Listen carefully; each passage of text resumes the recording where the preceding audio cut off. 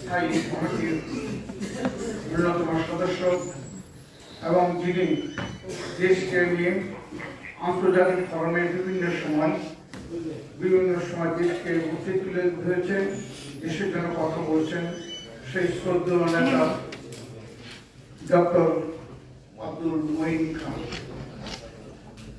সম্মাননা দলের সংগ্রামী নেতৃবৃন্দ, আমার সাগরণীর উত্তরসূরি ভাই ও বোনেরা এবং সাথীরা, আসসালামু আলাইকুম। আজকে যেভাবে আমরা বক্তব্য দিতে চাইছি বা মনে করেছি, আসলে ওইভাবে বক্তব্যটা আসবে না।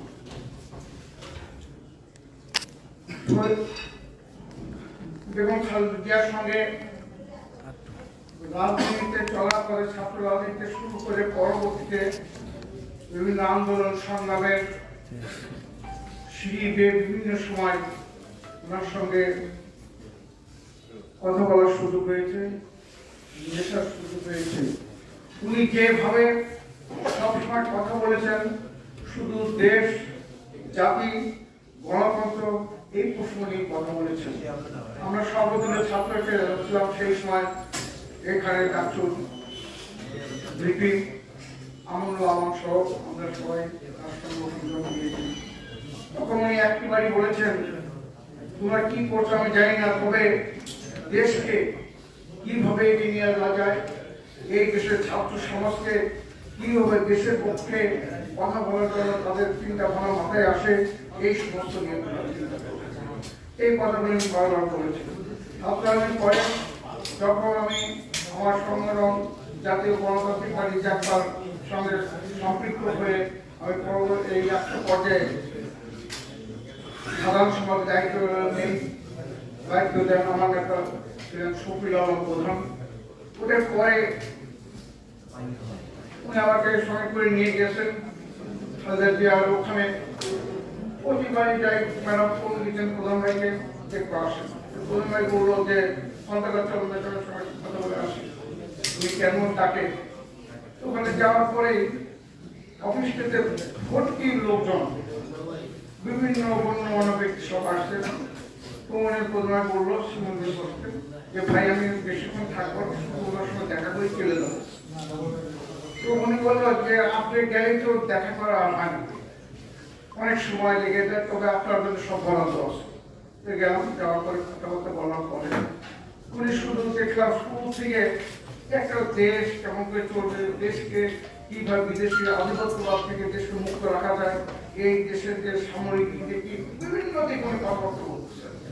বলার একটা পর্যায়ে প্রধানমন্ত্রী শিমুল বিশ্ববিদ্যালয়কে বলে আসছিল যে আপনি একটু 2 মিনিট পরে আপনি ভিতরে একটু আসবেন, যাতে ম্যাডাম ফিল করে লোকজনের চাপ আছে, আমি চলে যাবো।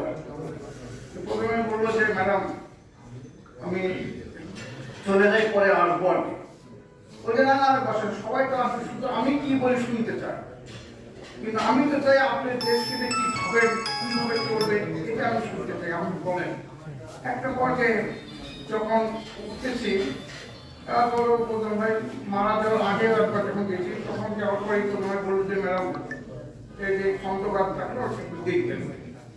তখন ম্যাডাম বললো কি বললেন, আমি যে আপনার সঙ্গে যত বলে আসলাম তো দেখতেছি, এবং আপনার যে একটা নিবেদিত প্রাণ, একটা ভালো একটা যে পাইছেন এটা কখনো কি দেখুন, আপনি যা করবেন ওটি ফাইনাল।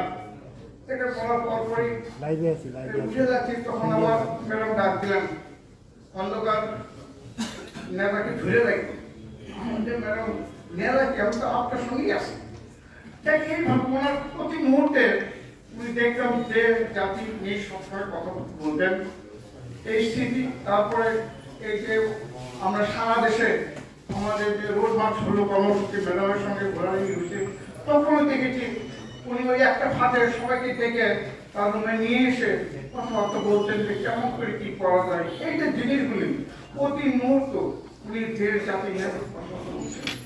উনি জীবিত থাকা অবস্থায় অতটুকু ফিট করেন, উনি অসুস্থ হয়ে গেছে তখনও ওইটুকু ফিট করি, কিন্তু যখন দেখলাম উনি চলে গেছেন, চলে যাওয়ার পরে উনি কোন মাঠে কোন জায়গায় চলে গেছেন মুহূর্তে এইরকম কোনো প্রকার জানা দেওয়া কোনো কিছু হয়নি। বিশ্বের নেতৃবৃন্দদের ভিতরে তার যে প্রভাব, উনি মারা যাওয়ার পরে আমরা এই জিনিসটি লক্ষ্য করেছি। আজকে উনি নাই, আমরা একটা দিক হারার মতো হয়ে আছে। তবু মনে করি আমাদের সামনে এখানে শহীদ প্রেসিডেন্ট জিয়াউর রহমানের আদর্শ আদর্শিত হয়ে আমরা যেভাবে আছি, পরবর্তীতে দেশনেত্রী বেগম খালেদা জিয়া যেভাবে আমাদের দেশ চালিয়েছেন, গণতন্ত্রকে প্রতিষ্ঠা করার যে কাজগুলো করেছেন, তাকে এখন আমরা মনে করি সে চলে যাওয়ার পরে আমাদের সামনে যে সম্ভাবনা শক্তি, আমাদের সামনে যে জাতীয়তাবাদী দলের এখানে ভাইস চেয়ারম্যান জনাব তারেক রহমান আজকে যে হাল ধরেছে, আজকে যে দেশটাকে যে পর্যায়ে নিয়ে গেছে, আমরা আশা করি শহীদ প্রেসিডেন্ট জিয়াউর রহমান, দেশনেত্রী বেগম খালেদা জিয়ার জনগণের জন্য, দেশের জন্য যে চিন্তা চেতনা প্রেরণা দিয়ে গেছেন, আমরা আশা রাখি সেই পথটি পেয়ে ইনশাআল্লাহ আমরা আগামী দিনে এগিয়ে যাব। সংগ্রামী সাথীরা, আজকে আমি বক্তব্য সেইরকম কিছু বলাম, শুধু এইটুকু বলতে চাই, আজকে সারা বিশ্বের ভিতরে যে উদাহরণ সৃষ্টি করে গিয়েছেন দেশের নেত্রী বেগম খালেদা জিয়া, সেই পথকে আমরা অনুসরণ করবো। আজকে দেশের নেত্রী বেগম খালেদা জিয়াকে কি বিনা চিকিৎসায় তাকে হত্যা করা হয়েছে। এখানে ওই হাসিনার চাপ, সে অমুক তাদেরকে বিদেশে চিকিৎসা করে নিয়ে আসা হয়েছে, কিন্তু আমাদের পরপর 3 বারের প্রধানমন্ত্রী বেগম খালেদা জিয়াকে চিকিৎসার জন্য দেশে যাওয়া দেওয়া হয়নি। তাকে কারাগারে প্রেরণ করে, তাকে স্লো পয়জনিং করে, তাকে মৃত্যু থেকে তিলে তিলে ফেলে দেওয়া হয়েছে। আজকে উনি চলে গিয়েছেন, কিন্তু চলে গেল আজকে উনি যে উদাহরণ, যে দৃষ্টান্ত আমাদের সামনে রেখে গিয়েছেন, সেই পথ অনুসরণ আমাদের চলতে হবে।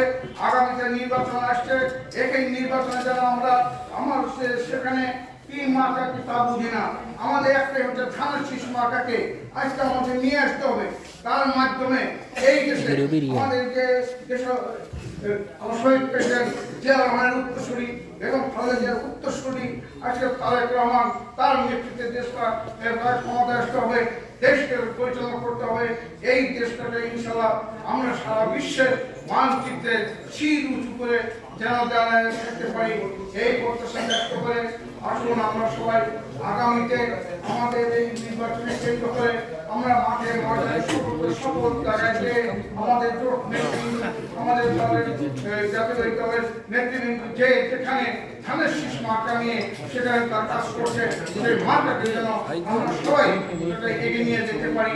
এই দিকে রেখে আজকের দেশনেত্রী বেগম খালেদা জিয়ার যে কর্মকাণ্ড, সে কেন্দ্র করে আল্লাহর কাছে আমরা দোয়া করে, হ্যাঁ আল্লাহ আপনি তাকে আপনার আজ তাকে বেহেশতের সর্বোচ্চ করে তাকে যেন সেখানে দেওয়া হয়, তাকে যেন নিয়ে দেওয়া হয়, এই প্রত্যাশা আমরা ব্যক্ত করছি।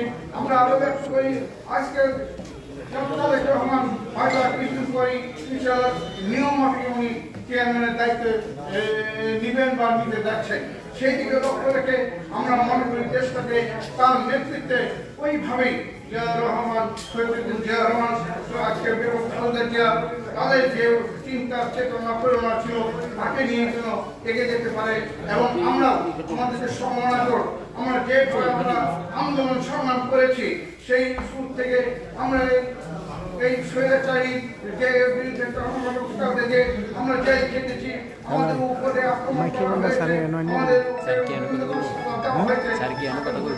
কাজ করেছি। আগামীতেও আমরা এইভাবে আমাদের জোটকে নিয়ে আমরা কাজ করে যাব। আমাদের তুলনার উৎসব রয়েছে বর্তমানে এখানে শহীদ প্রেসিডেন্ট জিয়াউর রহমান উত্তরসূরি এবং খালেদা জিয়ার উত্তরসূরি জাতীয়তাবাদী দলের ভারপ্রাপ্ত চেয়ারম্যান জনাব তারেক রহমানের নেতৃত্বে ইনশাআল্লাহ আমরা কাজ করে যাব। এই প্রত্যাশা ব্যক্ত করে আপনারা সকলে একটা ধৈর্য ধারণ করে আজকে সবাই থেকে এসেছেন, এই জন্য আমি আমাদের সংগঠনের পক্ষে থেকে আপনাদের সকলকে জানাই সংগ্রামী অভিনন্দন, শুভেচ্ছা। আপনারা ভালো থাকুন, ইনশাআল্লাহ নিজের তাদের যাত্রা শুরু, জীবন মৃত্যু। আসসালামু আলাইকুম।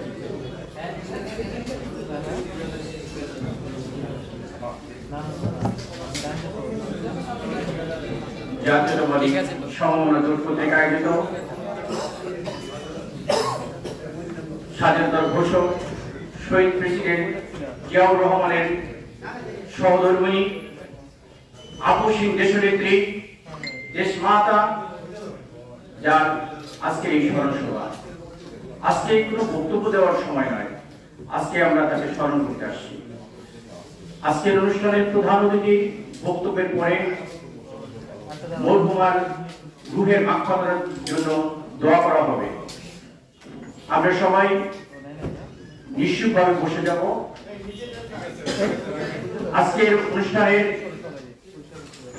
প্রধান অতিথি বিএনপির স্থায়ী কমিটির অন্যতম সদস্য, শিক্ষক, গবেষক, যিনি দীর্ঘ বছর যাবত এদেশের সাধারণ মানুষের সাথে থেকে এদেশের মানুষের ভাগ্য উন্নয়নে অক্লান্ত পরিশ্রম করে যাচ্ছেন, সেই আপসীন নেতা আজকের অনুষ্ঠানের প্রধান অতিথি, তিনি দেশমাতা সম্পর্কে গুরুত্বপূর্ণ বক্তব্য রাখবেন। আসছেন ডক্টর আব্দুল মঈন খান, স্থায়ী কমিটির সদস্য, জাতীয়তাবাদী দল বিএনপি। তাকে বিনীত অনুরোধ জানাচ্ছি। পয়সা দেন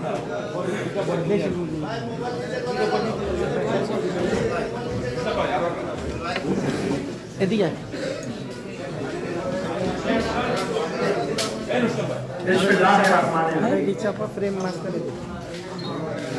আজকে আমরা জাতীয়তাবাদী সম্ভাবনা দলের আহ্বানে এখানে এসেছি এমন একটি উদ্দেশ্যে, এমন একটি কারণে যা চিন্তা করলে আমাদের অন্তর ভারাক্রান্ত। আমরা বাকরুদ্ধ হয়ে যায়, আমরা স্তব্ধ হয়ে যাই, আমাদের কথা বলার ভাষা আমরা হারিয়ে ফেলি।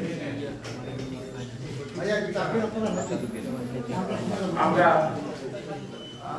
দেশনেত্রী বেগম খালেদা জিয়ার কথা স্মরণ করে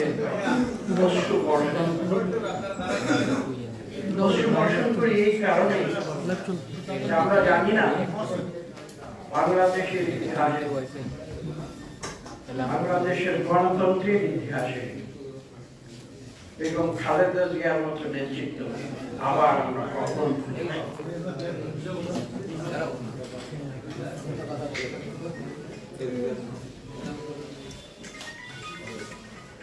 আজকে এখানে উপস্থিত আছেন জাতীয়তাবাদী সম্ভাবনা দল, যাদের সঙ্গে আমরা বছরের পর বছর দীর্ঘ সংগ্রাম করেছি। কি কারণে? বাংলাদেশে গণতন্ত্র ফিরিয়ে আনার, যে গণতন্ত্রের জন্য বাংলাদেশ সৃষ্টি হয়েছিল। 1971 সালে আমরা বলেছিলাম, কি বলেছিলাম, আমরা উপলব্ধি করেছিলাম, আমরা কি উপলব্ধি করেছিলাম, আমরা যুদ্ধ করেছিলাম, আমরা কেন যুদ্ধ করেছিলাম? আমরা বুঝতে পেরেছিলাম যে পাকিস্তানের অবকাঠামোর ভেতরে গণতন্ত্র সম্ভব নয়। পাকিস্তানের অবকাঠামোর ভেতরে অপর একটি উদ্দেশ্য, যে সম্বন্ধে আমরা উপলব্ধি করেছিলাম, যে সেখানে ধনী দরিদ্রের বৈষম্য দূর করে অর্থনৈতিক সাম্য প্রতিষ্ঠা সম্ভব। এবং আমি আজকে নতুন করে বলতে চাই, এই দুটি উদ্দেশ্যে বাংলাদেশের লক্ষ লক্ষ মানুষ মুক্তিযুদ্ধে ঝাঁপিয়ে পড়েছিল, একটি স্বাধীন দেশ পৃথিবীর মানচিত্র প্রতিষ্ঠা করা, এবং আমরা সফলভাবে তা করেছি। আপনারা দেখুন, আজকে এখানে যে আপনাদের সম্ভাবনা দলের যে নেতা, তার নামের আগে লেখা আছে বীর মুক্তিযোদ্ধা।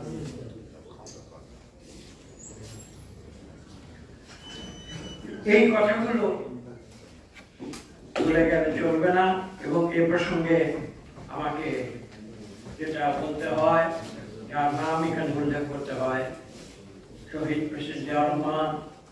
তিনি স্বাধীনতার ঘোষণা দিয়েছিলেন, শুধু ঘোষণা দিয়ে ক্ষান্ত হননি, সম্মুখ সমরে যুদ্ধ করেছিলেন, সেক্টর কমান্ডার,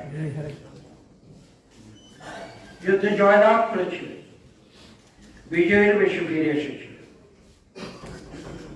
বাংলাদেশের মানুষ ভালোবেসে মুক্তিযুদ্ধের সর্বোচ্চ খেতাব বীর উত্তম তাকে উপাধি দিয়েছে। কিন্তু কথা এখানে শেষ নয়। এই সঙ্গে যে কথাটি আমাকে যোগ করতে হয়, সেই কঠিন সময় দুটি শিশু সন্তান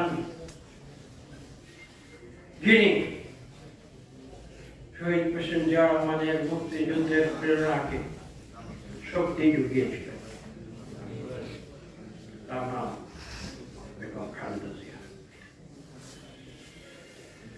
তিনি কিন্তু তখন নিজের নিরাপত্তার পরোয়া করেননি, তার দুটি শিশু পুত্রের নিরাপত্তার পরোয়া। এবং আপনারা জানেন যে পরবর্তীতে তিনি চট্টগ্রাম থেকে ঢাকায় আসেন এবং তিনি মুক্তিযুদ্ধের প্রেরণা হিসাবে তিনি কাজ করে গিয়েছেন।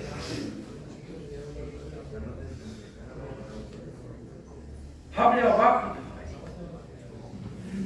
তাকে একজন বক্তা উল্লেখ করেছেন, শহীদ প্রেসিডেন্ট জিয়া রহমানকে যখন বাংলাদেশের মানুষ সিপাহী জনতার বিপ্লবের পরে পুনরায় আহ্বান জানিয়ে এদেশের দায়িত্ব দিয়েছিল এবং যিনি তখন এদেশে পুনরায় বহুদলীয় গণতন্ত্র নতুন করে প্রতিষ্ঠা করেছেন, সেই সময় আপনারা জানেন দেশনেত্রী বেগম খালেদা জিয়া কিন্তু তখন ছিলেন গৃহবধূ। পরবর্তীতে যখন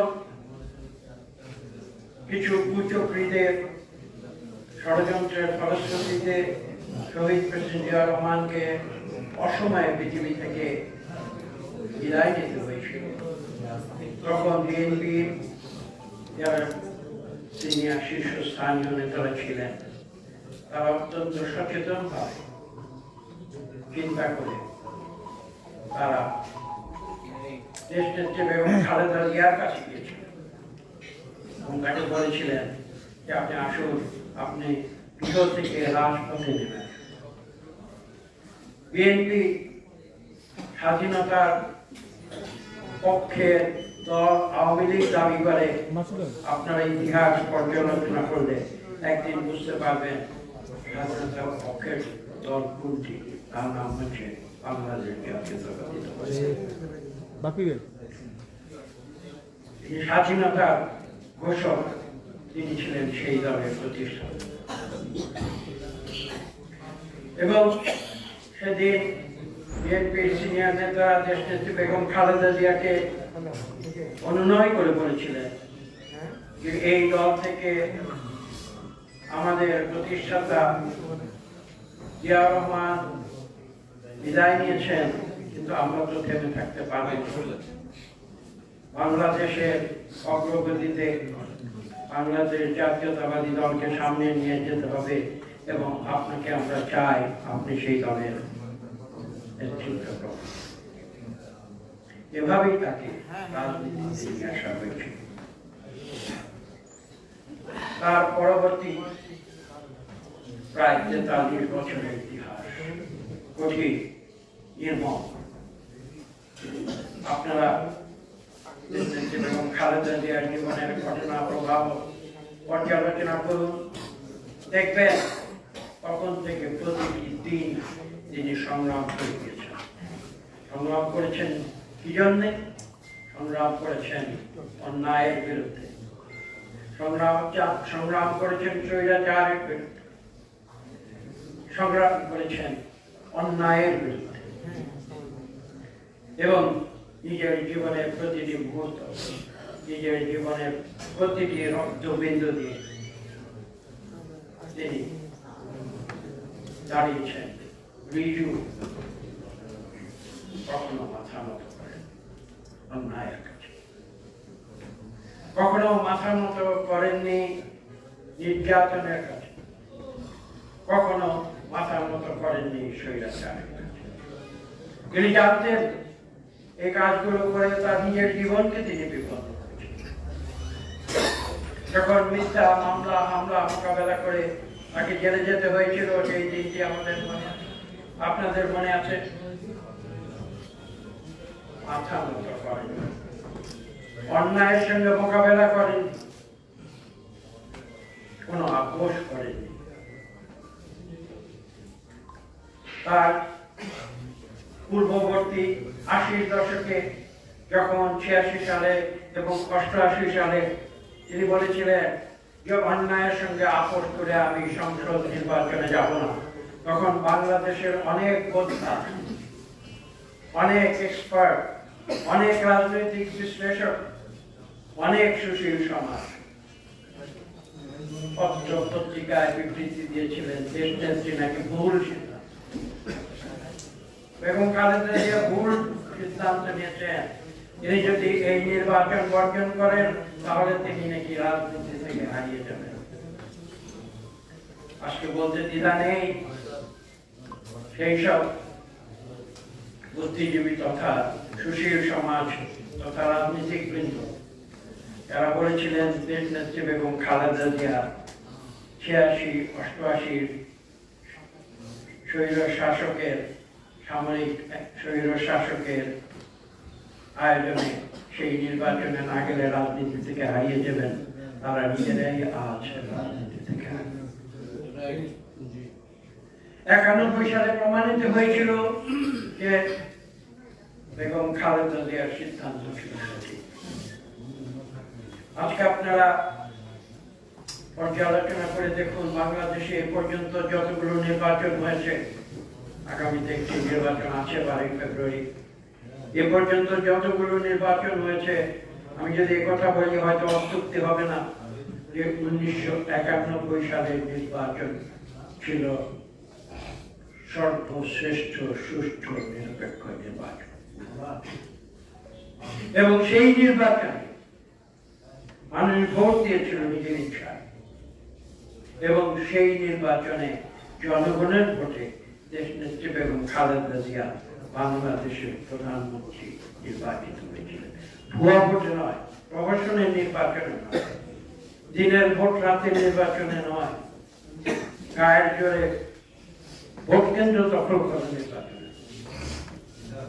জনগণের সত্যিকার ভোটে মানুষের ইচ্ছায় সর্বোচ্চ ভোট পেয়ে তিনি বাংলাদেশের প্রথম নারী প্রধানমন্ত্রী নির্বাচিত হয়েছিলেন। বলা বাহুল্য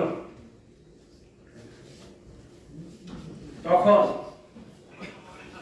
তিনি ছিলেন এই দেশের প্রথম নারী প্রধানমন্ত্রী, এবং পরবর্তীতে তিনি 3 বার বাংলাদেশের প্রধানমন্ত্রী নির্বাচিত।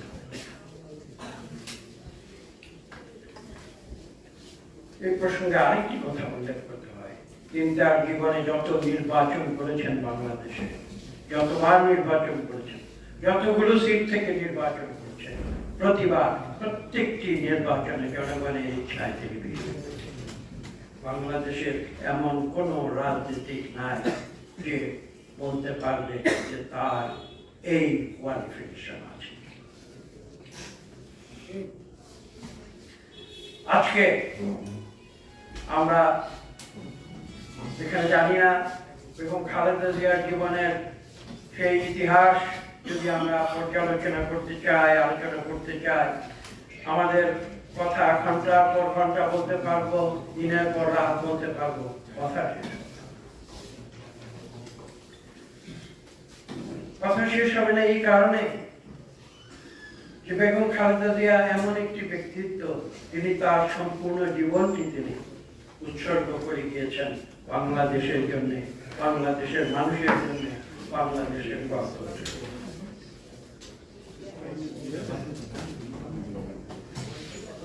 আমার মনে আছে, আমি নিজের ব্যক্তিগত জীবন থেকে দু একটি ঘটনা উল্লেখ করব।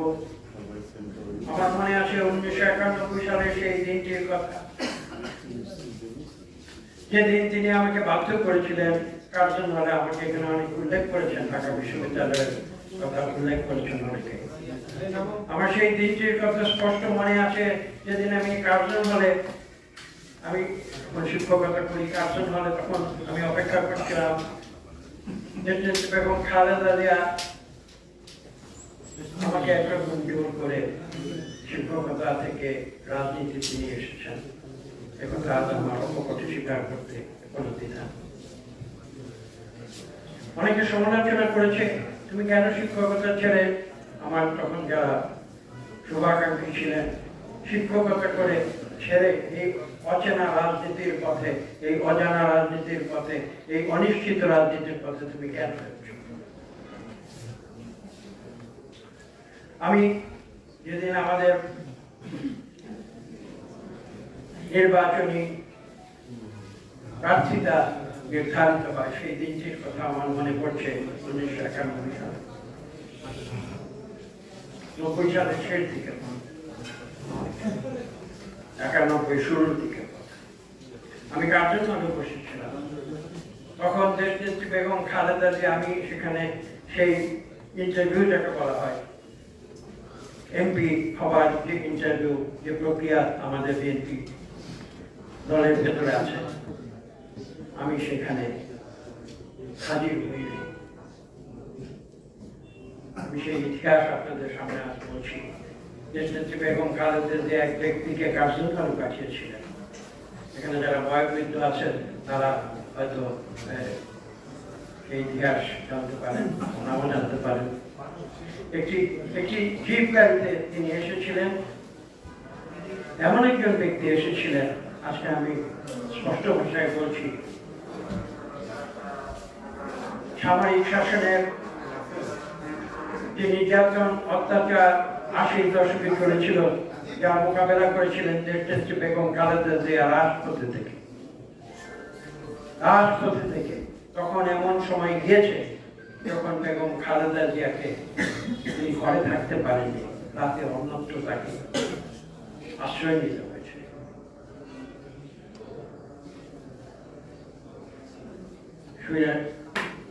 সামরিক স্বৈর শাসককে মোকাবেলা করার জন্য দেশনেত্রী বেগম খালেদা জিয়াকে রাজনৈতিক কৌশল,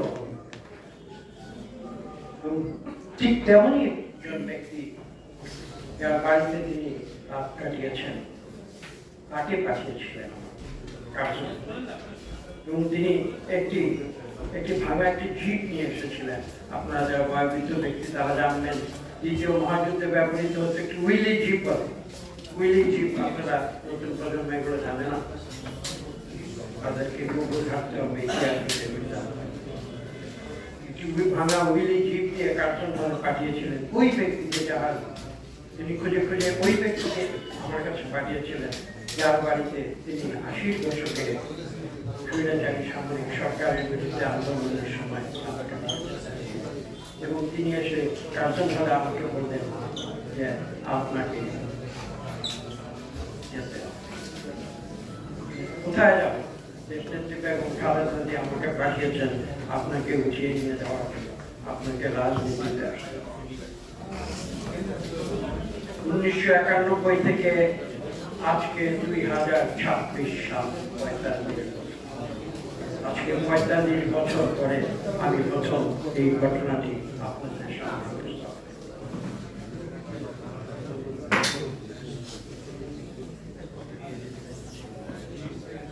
এখানে বলা হয়তো অপ্রাসঙ্গিক হবে না, আমার পিতাকেও কিন্তু শহীদ প্রেসিডেন্ট জিয়া রহমান ঠিক একইভাবে রাজনীতিতে নিয়ে এসেছেন।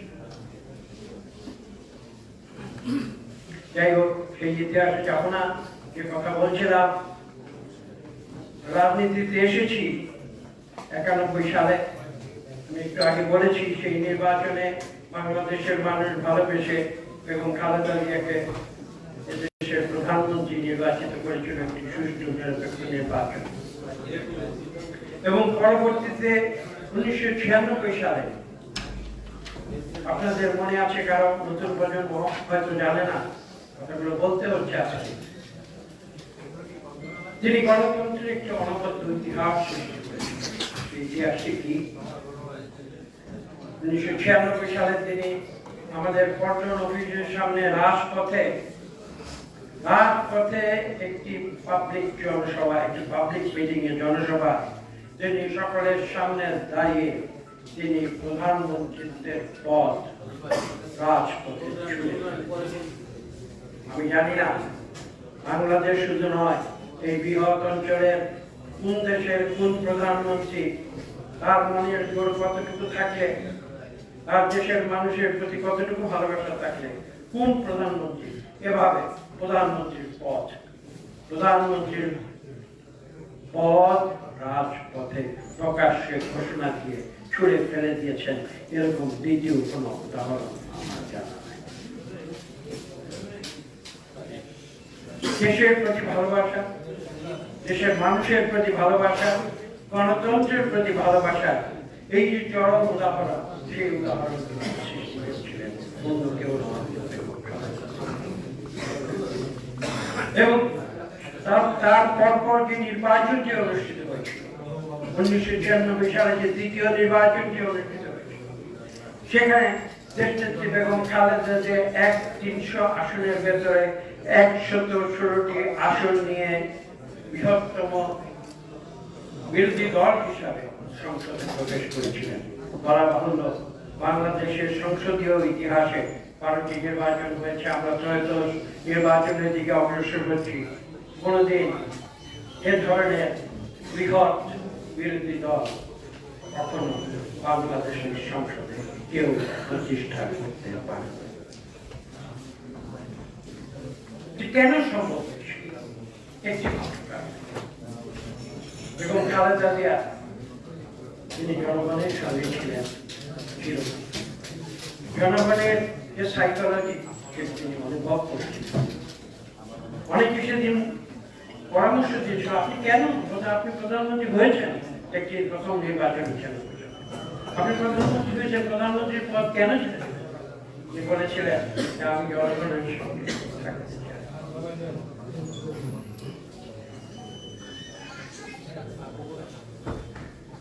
আজকে এসব কথা বলতে গেলে কণ্ঠ রোধ হয়ে আসে। আমি একটু আগে বলেছি বাক রোধ হয়ে আসে, কথা বলতে চাই।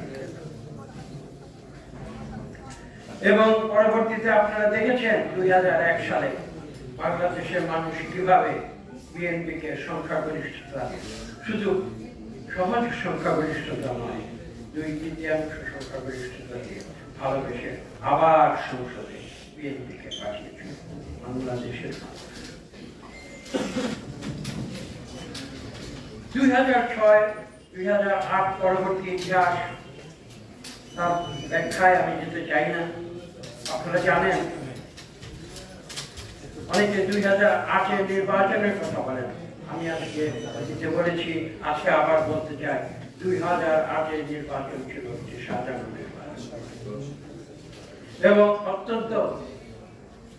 অত্যন্ত মেটিকুলাসলি সেই নির্বাচনটি দেশি বিদেশি বিভিন্ন শক্তির সমন্বয়ে সেটির আয়োজন করা হয়েছে। আমি কয়েকদিন আগে আমাদের চেয়ারম্যান জনাব তারেক রহমানকে বলেছিলেন, এটা কি আপনি বলুন, এটা কি বিশ্বাসযোগ্য এমন কোন নির্বাচন যেখানে বিএনপি 2008 সালের নির্বাচনের কথা বলছে? এটা কি সম্ভব কোনোদিন? এটা কি বাস্তব হতে পারে যে বিএনপি 300 সিটের মধ্যে 30-35টি সিট পেয়ে সংসদে যাবে? এটা কি কোনো বিশ্বাসযোগ্য হতে পারে না। এতে প্রমাণিত হয় যে 2008 সেই নির্বাচন ছিল সাধারণ নির্বাচন। কেন ছিল? সেখানে এমন একটি শক্তি কাজ করছিল যারা বাংলাদেশকে তারা বিরাজনীতিকরণের খেলায়, এই কথাগুলো আমাদের বলতে হবে, কারণ বাংলাদেশের মানুষ, তাদের রক্তে রয়েছে গণতন্ত্র, তাদের রক্তে রয়েছে রাজনীতি। কাজে বাংলাদেশকে কোন শক্তি বা কোন পরাশক্তি কোনদিন বিরাজনীতিকরণ করতে পারবে এটা আমি বিশ্বাস করি।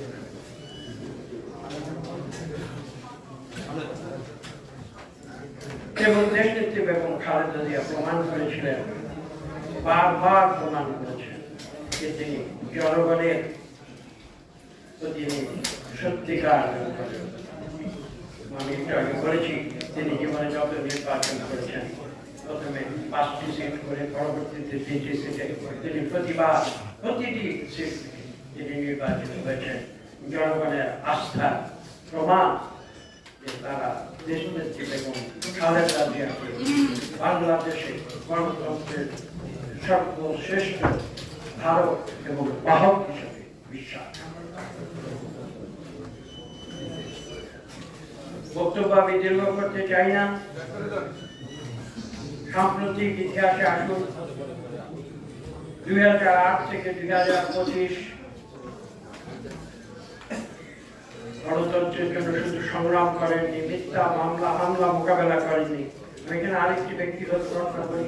আমি একদিন তাকে বলেছিলাম যে এই যে মিথ্যা মামলা আপনাকে দিয়েছে, আপনি কেন এই মিথ্যা মামলা আপনি কেন কোর্টে গিয়ে আপনি আমাদের বলুন, আমরা রাজপথে থাকবো।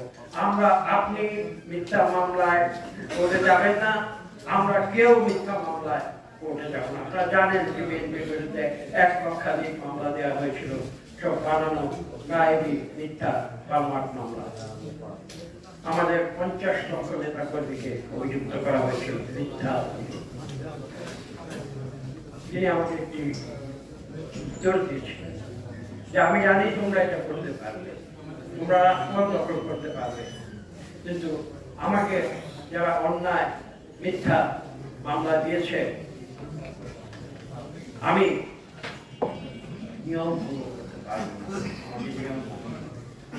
আমি নিয়মের ভেতর দিয়ে প্রমাণ করব যে তাদের মামলা মিথ্যা গায়েবী, এবং আমি জানি সত্যের জয় হবে।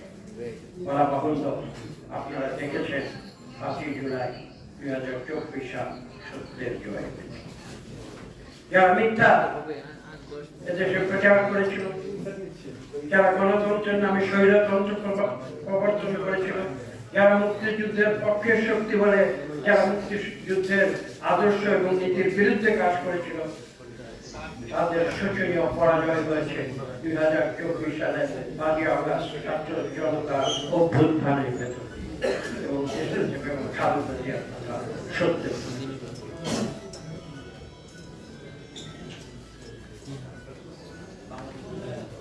এই ইতিহাস আমি বলেছি বলতে গেলে শেষ হবে না, দীর্ঘ ইতিহাস। আজকে বেগম খালেদা জিয়া আমাদের মধ্যে নেই। আপনারা যারা জানাজায় শরীক হয়েছেন তারা লক্ষ্য করেছেন আমরা শহীদ প্রেসিডেন্ট জিয়াউর রহমানের জানাজার দৃশ্য দেখেছি। আমরা জানি মানিক মিয়া এভিনিউর সেই ইতিহাস আমাদের অন্তরে রয়েছে। আপনারা এবার দেখেছেন মানিক মিয়া এভিনিউ অতিক্রম করে সেই জানাজার দৃশ্য আপনারা দেখেছেন। পূর্ব দিকে ফার্মগেট হয়ে আপনারা দেখেছেন বিজয় সরণি হয়ে আগারগাঁও পর্যন্ত, এমনকি পশ্চিম দিকে জানাজার সামনে পর্যন্ত মিরপুর রোড হয়ে এদিকে আপনারা দেখেছেন। আমি জানি না বিশ্বের ইতিহাসে আমরা শুনেছি যে একটি বড় জানাজা হয়েছে, অন্যতম বৃহৎ জানাজা বাংলাদেশের মানুষের ভালোবাসা হচ্ছে, প্রমাণ হচ্ছে। দেশনেত্রী বেগম খালেদা জিয়া গণতন্ত্রের প্রতিরূপ।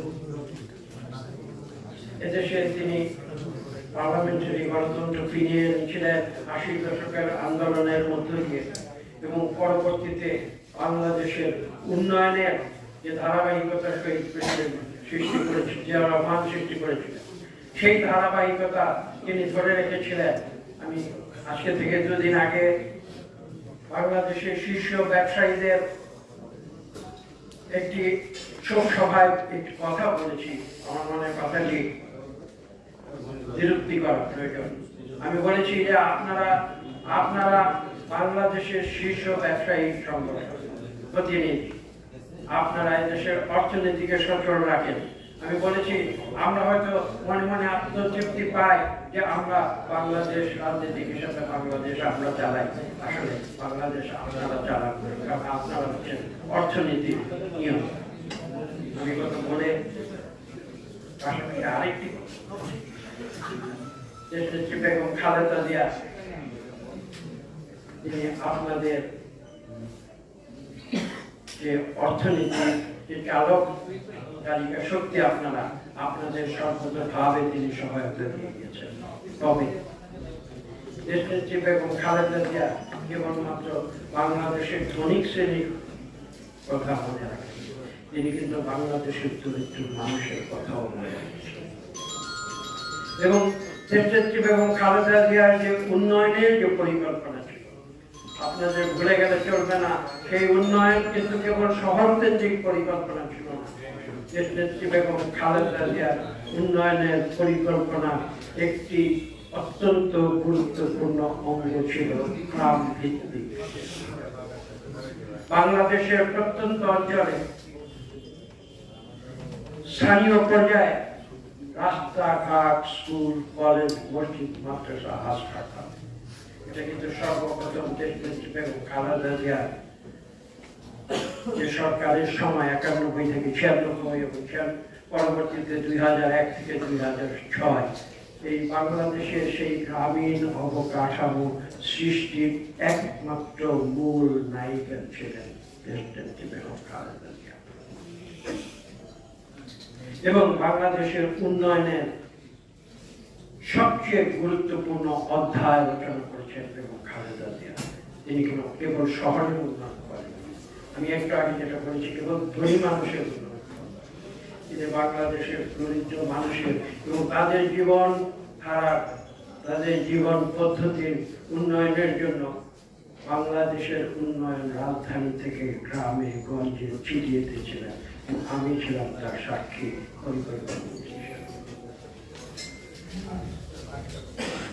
বক্তব্য দীর্ঘ করব না, আসুন আমরা তার বিদেহী আত্মার প্রতি শ্রদ্ধা জানাই। মহান আল্লাহ তাআলা যেন তাকে বেহেশতের সর্বশ্রেষ্ঠ স্থানে তাকে যেন সর্বোচ্চ যে বেহেশত সেখানে যেন তাকে অধিষ্ঠিত করে।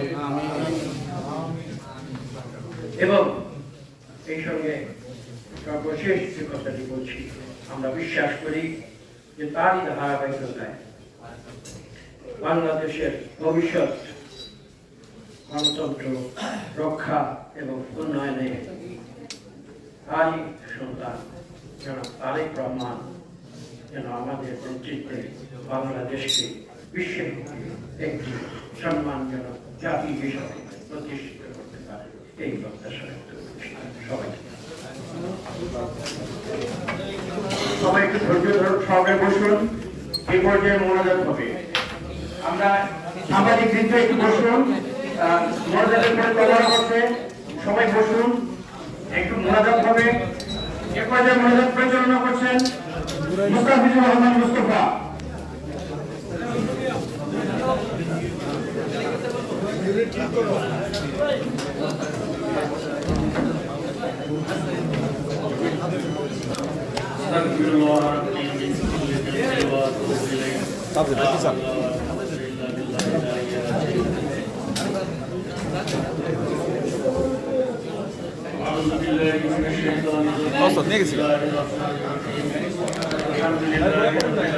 হাতটা উঠান, এ ভাই দাঁড়াবেন না, আপনি বসেন।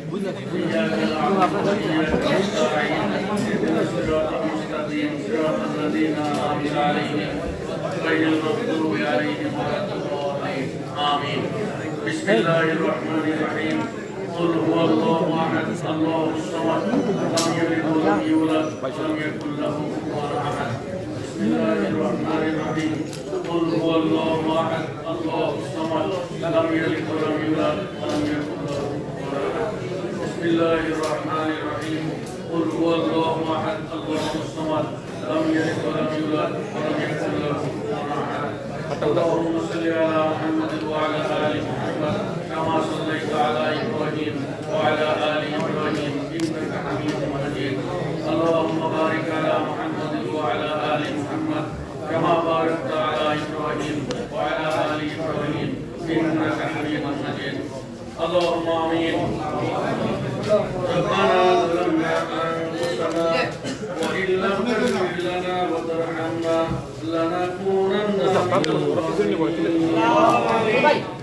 ربنا آتنا الدنيا حسنة وفي না, এই যে বসছে ভাই। وقنا عذاب النار رب ارحمهما كما ربياني صغيرا وقل رب ارحمهما كما ربياني صغيرا رب العالمين পরওয়ারদিগার মাওলা ইয়া আল্লাহ তুমি আমাদের জিন্দেগীর সমস্ত গুনাহ মাফ করে দাও ইয়া আল্লাহ আমরা কতিপয় গুনাহগার বান্দা তোমার শাহী দরবারে হাত তুলেছি আল্লাহ তুমি আমাদের হাত দুখানাকে কবুল করে নাও ইয়া রাব্বুল আলামিন আমাদের প্রাণ প্রিয় নেত্রী আপসহীন দেশ নেত্রী বেগম খালেদা জিয়া তোমার ডাকে সাড়া দিয়ে আমাদের থেকে চিরবিদায় নিয়ে গেছে আল্লাহ ইয়া আল্লাহ রাব্বুল আলামিন তাকে তুমি সারা জীবনের মতো ক্ষমা করে দাও ইয়া আল্লাহ তার কবরখানাকে তুমি বেহেশতের টুকরা বানিয়ে দাও ইয়া রাব্বুল আলামিন তাকে তুমি জান্নাতুল ফিরদাউস নসিব করে দাও ইয়া রাব্বুল আলামিন শহীদ প্রেসিডেন্ট জিয়াউর রহমান ইয়া আল্লাহ এই দেশ গড়ার কারিগর বহুদলীয় গণতন্ত্রের প্রবক্তা আল্লাহ তিনি তোমার ডাকে সাড়া দিয়ে চলে গেছে আততায়ী গুলিতে শহীদ হয়েছে আল্লাহ তাকে তুমি শহীদ হিসেবে কবুল করে নাও রব্বুল আলামিন আমাদের দেশ নায়ক তারেক রহমান এবং সহ তাদের পরিবারের যত পরিবার পরিজন আছে আল্লাহ তাকে সবাইকে তুমি ধৈর্য ধরার তৌফিক দান করো আল্লাহ রব্বুল আলামিন বেগম খালেদা জিয়াকে তুমি কবুল করে নাও ইয়া রব্বুল আলামিন দেশ গড়ার কাজে তার যত ত্যাগ তিতিক্ষা আন্দোলন সংগ্রাম সমস্ত কিছুকে তুমি কবুল করে নাও ইয়া আল্লাহ তার জিন্দেগীর সমস্ত গুনাহ খাতাকে তুমি মাফ করে দাও রব্বুল আলামিন তাদের সন্তান তারেক জিয়া তাকে তুমি দেশ গড়ার কাজে সম্পূর্ণভাবে মনোনিবেশ করার তৌফিক দিয়ে দাও আল্লাহ তার জ্ঞানকে তুমি বৃদ্ধি করে দাও আল্লাহ আমাদের এই দেশকে পরিচালনা করার জন্য তাকে সঠিক জ্ঞান তুমি তাকে দান করে দাও আল্লাহ সাল্লাল্লাহু তাআলা আলা খাইরি খালকিহি ওয়া নূরি আরশিহি সাইয়্যিদিনা মুহাম্মাদিন ওয়া আলা আলিহি ওয়া আসহাবিহি আজমাইন ওয়ারহামনা